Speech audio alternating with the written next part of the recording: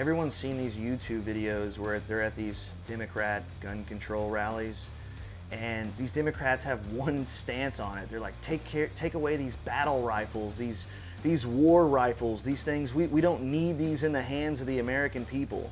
Well, there's semi-automatic rifles, guys, just like every hunting rifle, or 90% of the pistols that are out in the population. So I think a lot of these Democrats should go and get their facts straight before they just start spilling nonsense to the world. I mean, you guys are idiots. Second Amendment's huge.